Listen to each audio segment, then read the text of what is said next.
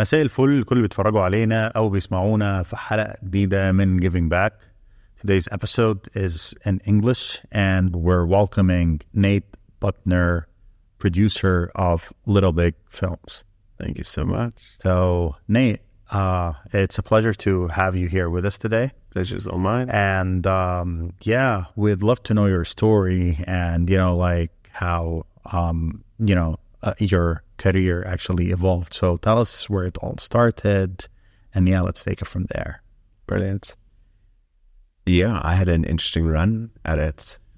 I started back just after school. I went to study law, and I got into the digital space. At the time, the internet was a thing, blogging, all of it was very exciting. It was exploding at the time.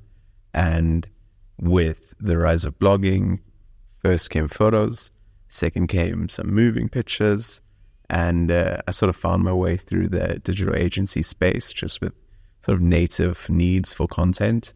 And through that found the love for what that can be more than just what it needs to be, but what it could be.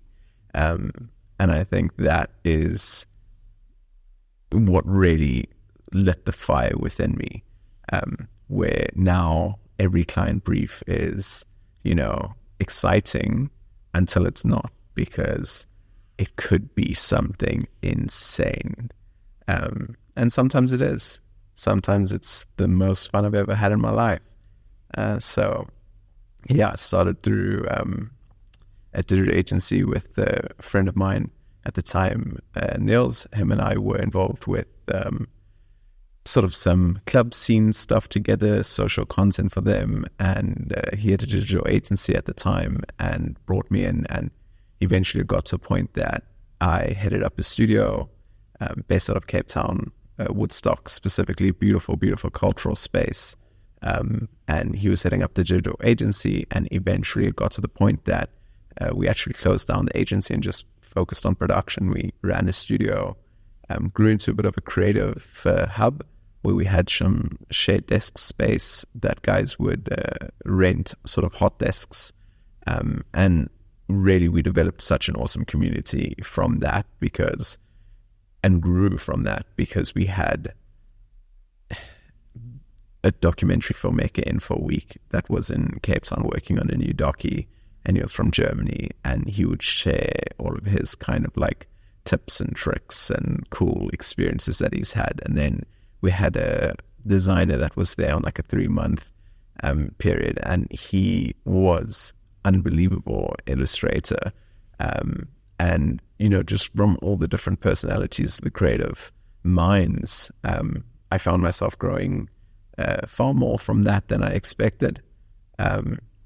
Yeah, and very grateful to be here today, because I think that the sort of escalation of what I thought I was capable of at one point in my life, at least creatively speaking, and where I'm at today, I'm very lucky to have met the right people at the right time and collaborated with awesome people such as yourself to create some really exciting projects. Awesome, man. Yeah, thanks for sharing your beginnings. And as you said, you started out of Cape Town in South Africa. So talk to me more about this phase and what's the, advertising scene, like in South Africa. Because as I mentioned to you before, the really the wonderful thing about being here in Dubai, is that you meet so many people from so many different cultures and countries, and you get to understand a lot of viewpoints on the industry in countries that you've never actually thought about before. So if you can just give us, a quick brief about the scene, in South Africa, then before you tell us, what motivated you to come here, that would be amazing. Yeah, the scene in Cape Town as far as advertising and commercials go, even across the board into film, it's actually far more developed than you may expect from a country that most people think of only as a holiday destination, and a city, specifically Cape Town. I think I was grateful every day when I left the house going into the office. I drove towards Table Mountain, and it's one of the 7 wonders of the world, and it would motivate me, inspire me every single day, because there is such a culture for wanting to understand and cultivate and craft in Cape Town. It comes with its challenges. It is, by definition, a third world country. There's a lack of resources. We recently won the World Cup, the Rugby World Cup, and one of the things Siya Kolisi, the captain, said actually really touched me, where he said South Africa is a place where often there's a lack of hope. But this is something tangible that we have, winning the World Cup, that brings the nation together. And that's actually something I experienced in the creative space and advertising quite a bit. It really makes you think about the people around you and how sometimes it's not your place to tell their stories as well. So culturally, you have to be very sensitive, but it is an incredible community.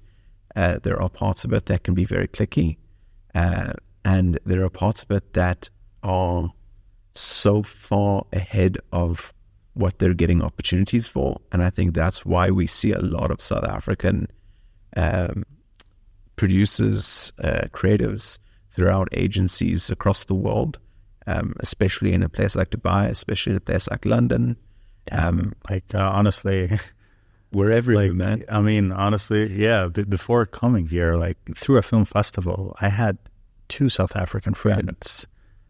And since I came here, wow, man, that network has been growing every single day. Every person, I've been meeting so far is almost South African. I'm like, okay, that's it's very interesting. We have a way of sticking together as well. And so I think what you find is also that as soon as there's enough of us in a place like Dubai, all of a sudden it's just, there's no more of a, Dubai could work. We like things that we can set our hopes on, and really, when we set our hopes, we only really set our hopes once we know it's achievable. And so I think having seen previous people, people come and do it in the past, we now know that it is possible. And I have so many friends that are moving here in the next few years, so I'm looking forward to introducing to you to people. Awesome, man.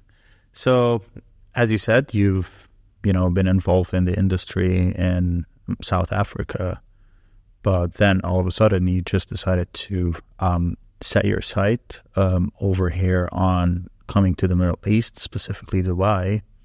So if you can tell me a little bit more about what motivated that, and this was, I believe, the beginnings of your involvement with Little Big. So if you can just tell us more about all the story and how it came together, that would be pretty cool. So we had a company previously named We Are NAB, which, because of the lack of resources in South Africa, we felt that we had started reaching a point that there was a specific type of work that we were finding ourselves doing, and we weren't going to find anything bigger in that line of work. We could either change directions as a company and service different types of work, or what we had found success in outside of that was traveling. And we had, done some trips throughout Europe, servicing different clients. But coming from South Africa, again, geographically, it's a very difficult place. It's 9.5 hours to Dubai, and then 5 to 7 hours wherever you're heading to in Europe. So in servicing those clients, we found ourselves doing long layovers, taking advantage of the awesome Emirates benefits, and just escaping into the city for a little bit. Made one or two friends, had one or two South Africans that had moved over that introduced us to some of the people. And we started to realize that, as everyone knows, Dubai is a budding economy. And it was that sort of sparked the idea and the interest. And the relationship with Little Big was amazing, because what happened with Little Big was so organic. Our CEO and founder, Roland, him and I met for a quick coffee just to discuss, what Dubai looks like. He's done some work here. I wanted some insight. And it very quickly took the shape of, we should do this together. This is something that we could put our minds together for on a more permanent basis. And so we explored that. And we ended up doing a joint venture and coming here to represent Little Big, which is awesome, because Little Big as well has such an amazing footprint across the globe. And a team that gives me in Dubai and us as a team in Dubai so much more support than I had initially anticipated having, that it's been such a beautiful journey, and is still to this day always exciting. Awesome. So you came here, and again, it's a pretty saturated market. It's not easy to penetrate. And as I understand, you came here in 2020, which was COVID. So there were a lot of elements that came with doing that. But before, we delve into the challenges, just tell me how that looked like as a start. Challenging. It was probably one of the most difficult times, especially looking back at the emotional hardships that we faced. Never having expected to be stuck in Dubai, which is such an odd term because it's a holiday destination. It's the dream living situation for so many people. But it was Christmas, and we couldn't travel back because of the quarantine periods. And of course we had jobs lined up. So if we had flown to South Africa for Christmas, we had a 2-week quarantine coming back. It put a lot of strain on whether or not this was the right decision. But in hindsight, I think it has just made me more and more appreciative of the freedom of movement that we have, and the fact that we saw that through. We now deserve some of the good things that are hopefully coming. Awesome. So when you talk about that, can you tell me more about your early beginnings? Like, you arrived over here. How was that like? Yeah. Arriving in Dubai was an incredible experience for us. Incredible in ways that we didn't really anticipate. The three of us, Niels, Jonathan, and myself, arrived in Dubai, and we had a local partner help sort of arrange things for us beforehand, which, to be honest, already kind of put us a foot up, or so we thought. But landing here, we stayed in Media One Hotel. Brilliant first week here while the apartment was getting furnished and sorted. And then we got into the apartment, and what a dream to be living with some of your best friends in the world, creating work together. There's an atmosphere of just excitement consistently. But that doesn't last forever. Slowly but surely you realize that you're working together and you're living together and you're making friends together. So all of a sudden you have the same circles, and you just, maybe we aren't built to see as much of one person or two people as we were seeing of each other, but there's definitely friction that can come from that.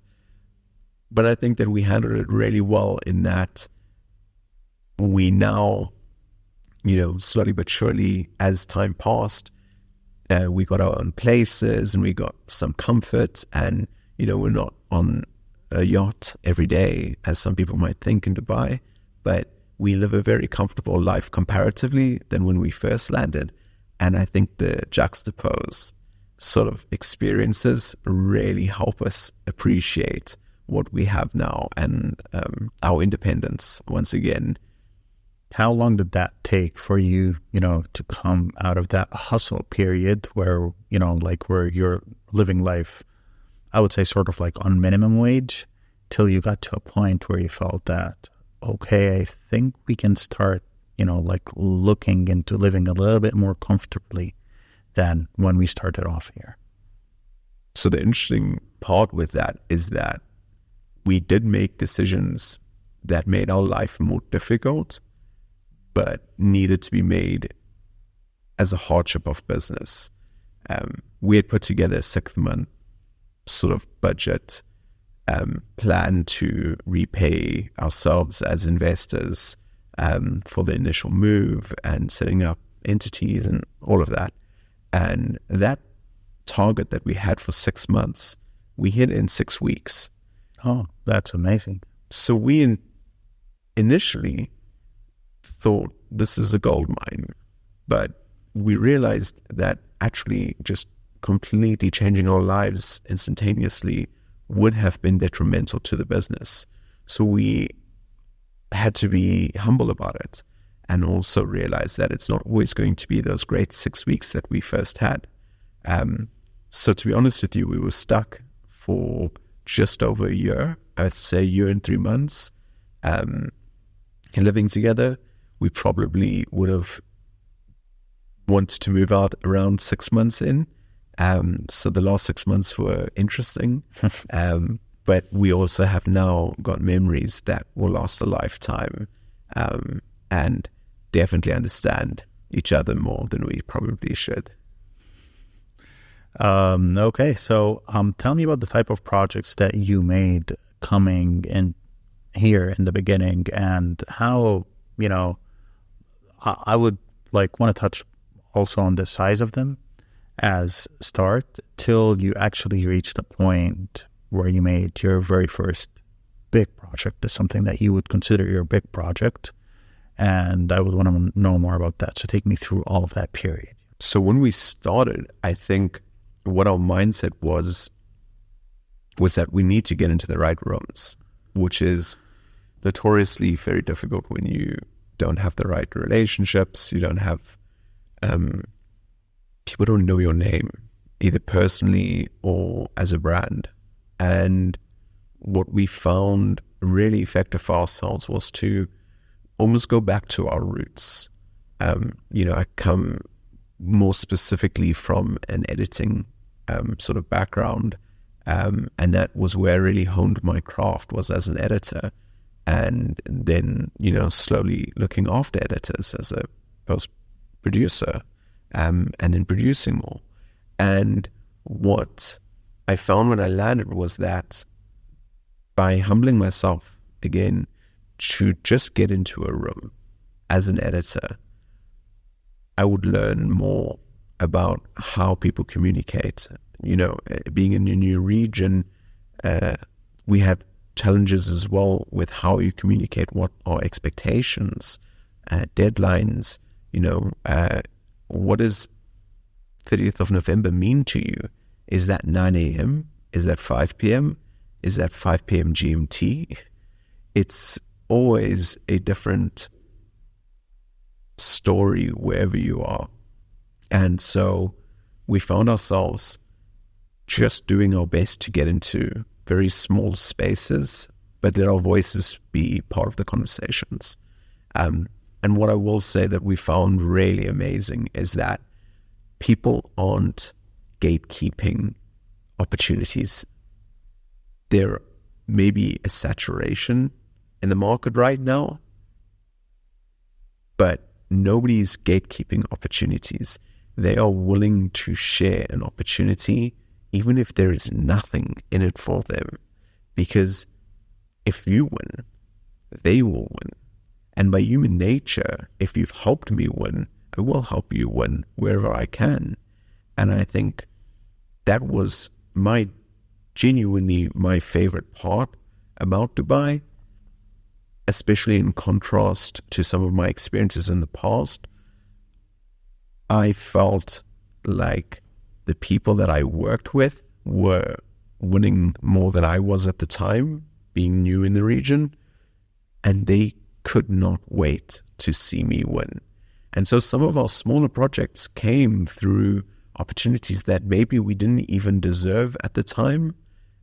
We were very lucky to have collaborated with some bigger names like Arab Fashion Week, and meeting incredible artists like Sasha Jaffrey, who's become a long-term client of ours, and a good friend, helping us understand the region, especially as an expat. And now that we have our foot in the door and we have a way to show people that we can operate in the region, it's brought on a lot bigger projects for us where we're able to really sink in our teeth, because with the structure of our company, which is a very long story, it's a complex business, we have incredible amounts of production support globally. And so to really sink our teeth into a brief that has depth and needs understanding, and all it really needs to do is tell a beautiful story, but how to do that in a region that you previously didn't understand, it takes time. It takes relationships. It's who to call, when to call, how to call them. And so I think it's been an incredible process for us now to be in a place where I can honestly tell you no brief would scare me, because I know I can call. I can call this person for that. I can call that person for this, and we can figure it out as a community. Okay, cool. So how long did that period take? Like from, like doing very small projects till actually landing your very first big project? We were at that for about a year. I think still to this day, our business is called Little Big. And to this day, we don't immediately shy away from the smaller projects. And I know we've discussed previously, how do you take on smaller projects with bigger projects on the table as well? And how do you avoid clients seeing you as only able or capable of handling the smaller projects when you agree to them? Mm-hmm. And I think it's a very challenging answer, because there's no answer to that is always true. It changes. My biggest quality that I bring to the table there is trying to be as empathetic as possible.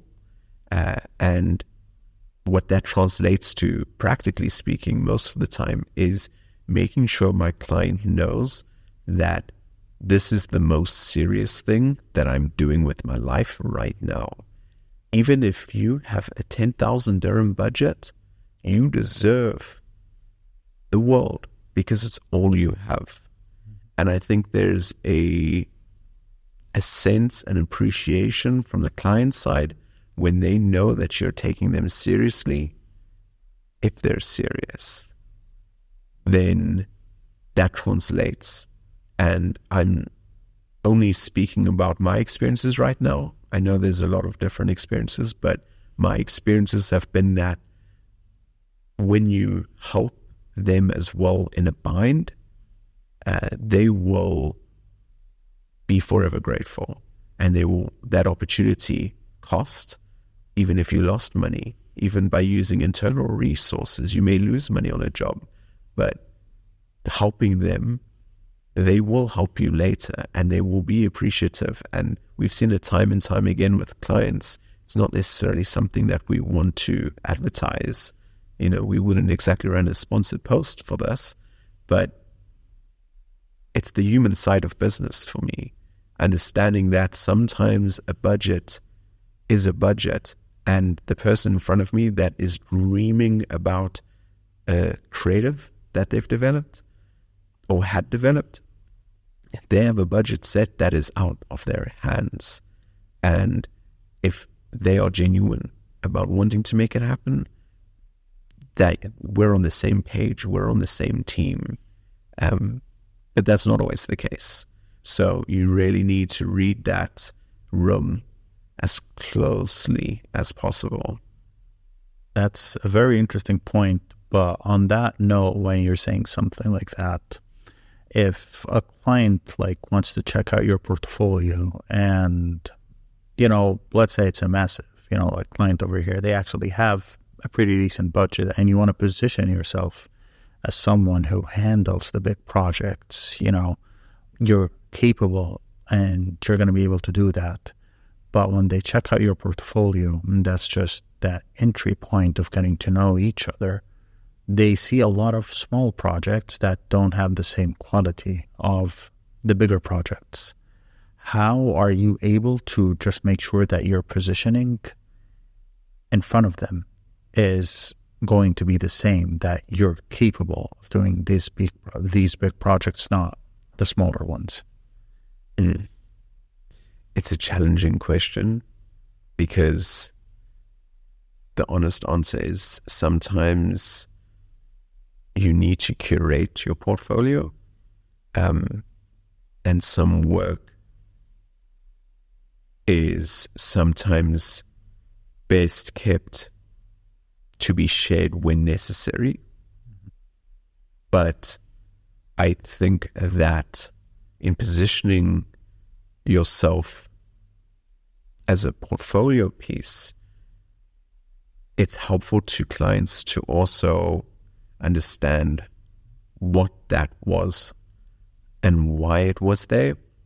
So I would suggest, I'm not a big fan of sending out decks that have 72 films and no descriptions. I prefer to have a meeting where I can converse and understand what they're looking for, and sometimes show them something that is maybe in the same industry, the same sector, but has definitely a lower budget than I know they will be working with. And then maybe it's nice to show them two pieces of work, one that is slightly relevant to their sector, but that has an incredible budget, and then one that has a lot more relevance to their sector to show that you understand the space that they play in. But the honest answer is that your work is only one element of it. People work with people. And so that client wanting to work with me, the work is only one element of it. It needs to represent that we can accomplish the end task. But if we don't get along, if they don't buy into me as a person, then even if I have just the best directors on our books, it's not going to work out. Mm-hmm. Okay, cool. So on that note, again, like you came here still young and you were not the most familiar with a culture, you had a language barrier. There's, you know, a lot of aspects on that front. And the reason I keep on asking you these questions is because this podcast is, you know, it's not for the experts. It's not for the ones who's been, you know, like through it all. It's for people that are still trying to shape their career, that are trying to learn more, and they're trying to understand things better. And they're trying to just, you know, like look at Nate and say, I see myself in him. You know, I see the challenges that he went through and I understand all of that. So if you can just give me a note on language barrier, culture, stuff like that, and how you were able to navigate that when you were starting out over here, that would be, very, very beneficial to a lot of people. I think I had a little bit of a head start to this, to be honest, because coming from a place like Cape Town, South Africa, we have to be very culturally sensitive, and it can be difficult. We have 11 official languages, so communication has always been a challenging thing. But I think coming to the region, if you're new in the region, I think the most important thing to remember is that you are new here, but you won't always be new here. The challenges that scare you today, the terms, the phrases, the slang that you hear today, running around the office, the "ya need this, ya need that," it's intimidating on one day, and a week later you're using the terms, as we would say in South Africa, at a braai, at a barbecue, because you feel like you are becoming part of the community. And the communication here happens a lot on WhatsApp, which I would just want to preface to everyone, can be very frustrating. It will be everything from your medical aid to your Emirates ID.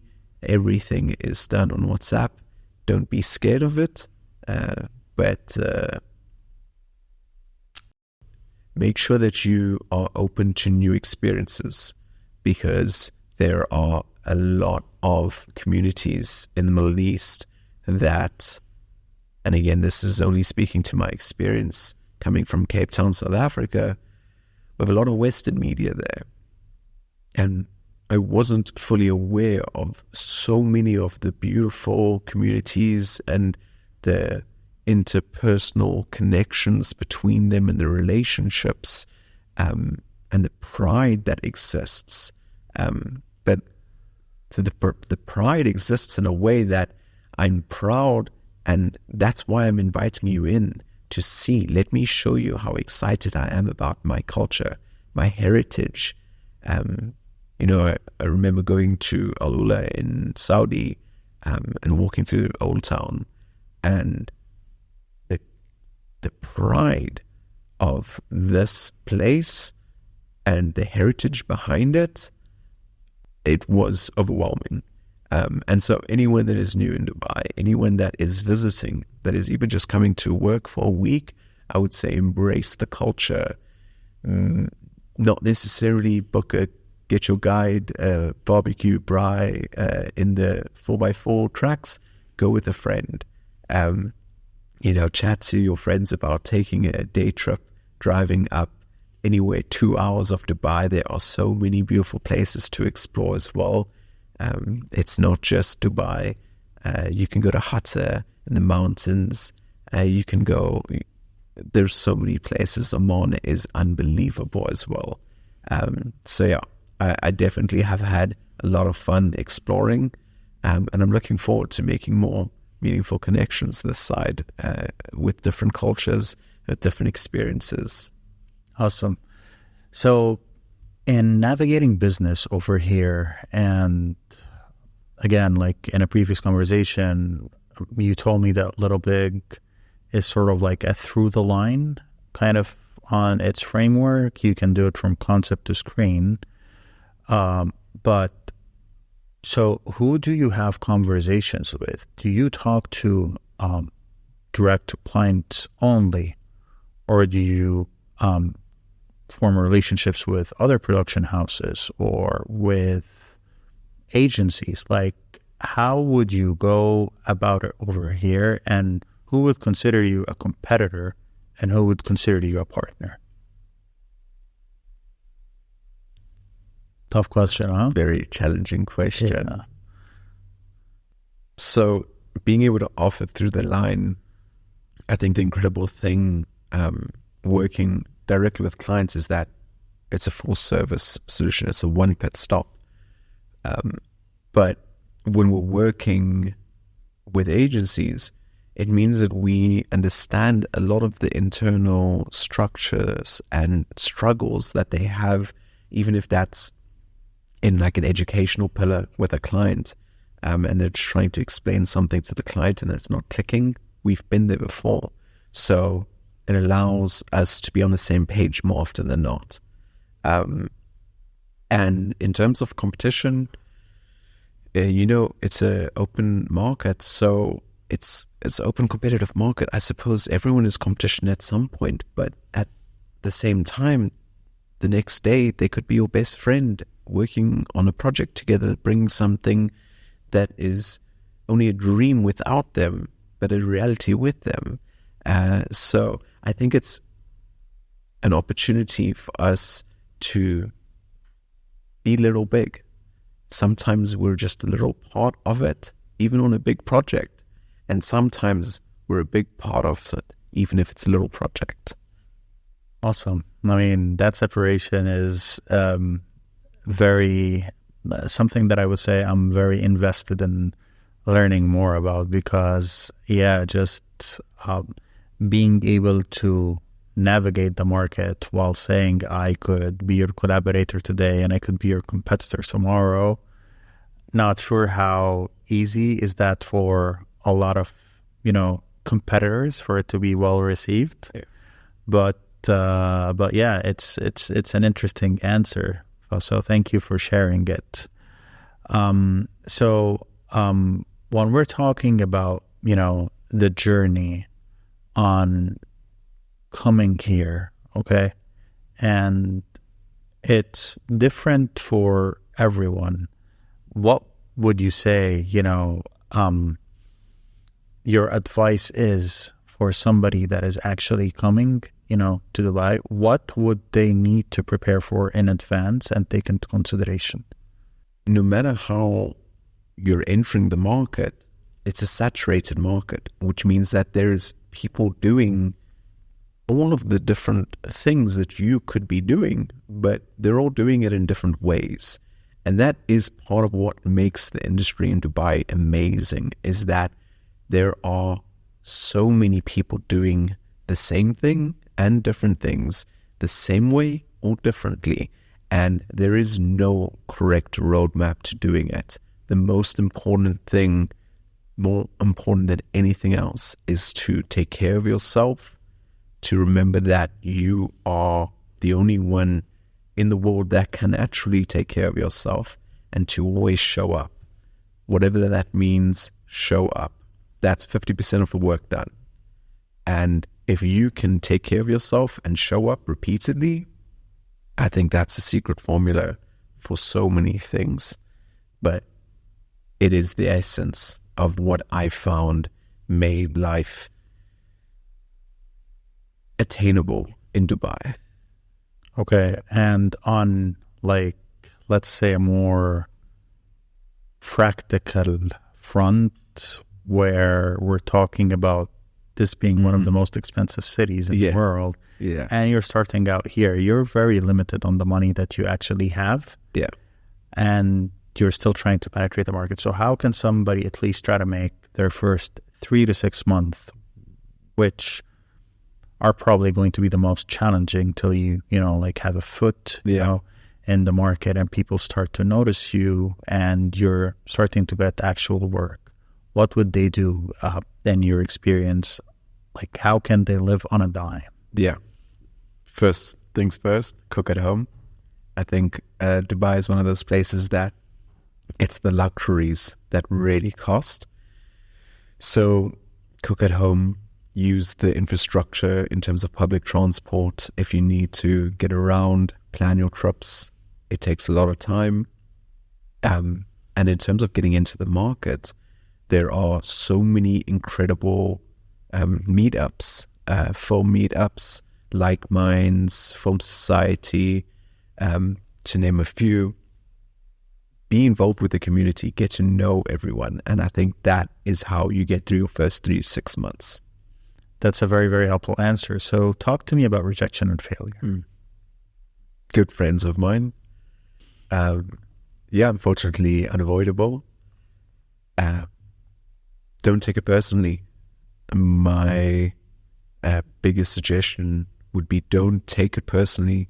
It is bound to happen repeatedly. Even when you're the best at whatever you want to be doing, you will be rejected.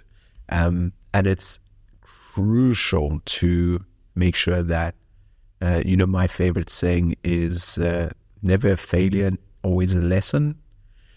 When you're rejected, don't say, okay, sorry, thanks, bye. Say, that's all right. I'd love to understand a little bit about why. And that can be disarming for a client as well, a potential client, where they're expecting hostility and instead they're greeted with conversation. And it's not unlikely that in the future they will remember that moment. So don't allow yourself to become hostile, would be the biggest suggestion there. But anticipate it, because it will come. A lot of it will come. As much as there is opportunity, there is rejection.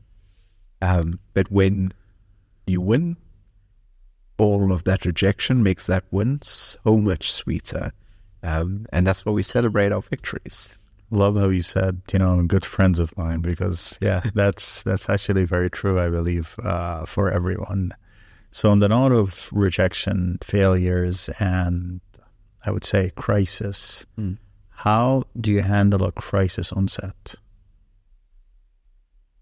So it's an interesting question. It's actually one that, I think is a very personal question, just because every producer handles crisis differently. And the way I like to address situations when it's a real crisis, it's a non-negotiable, a deal breaker, is bring as many of the decision makers to the table immediately with transparency and have an open discussion. Because I think trying to pull it aside and figure it out all on my own, to me at least, it feels conceited. I think that we win and lose as a team. And so I try my best to involve the people around me that are decision makers. But this is the crucial part to doing this, bringing them solutions, options. You have to remain solution orientated. The moment you just state that there's a problem, it's accepting defeat in a way. At least that's how they may hear it. So bring them around, say, guys, listen, we're both humans. Something has happened.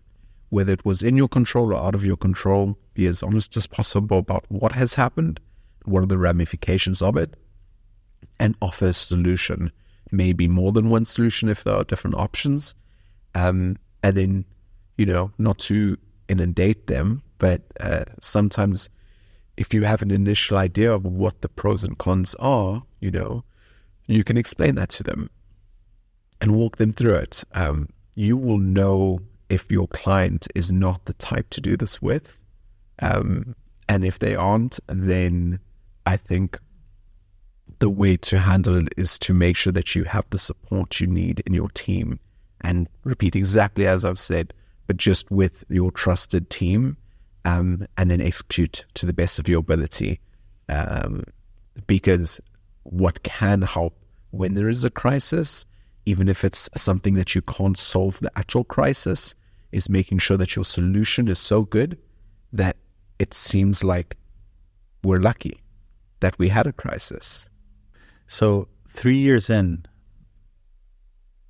what would you say at the moment is Little Big's, like positioning in the market, and your personal, positioning in the market?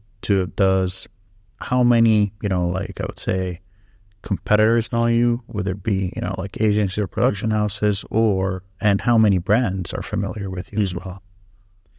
I think Little Big has an interesting positioning because it's really well known, to the point that I have a friend who's the CMO of a publicly listed company. He's a, big, busy guy. And he called me the one day because he had hired someone just out of film school, and he called them about a new project that he wanted them to film.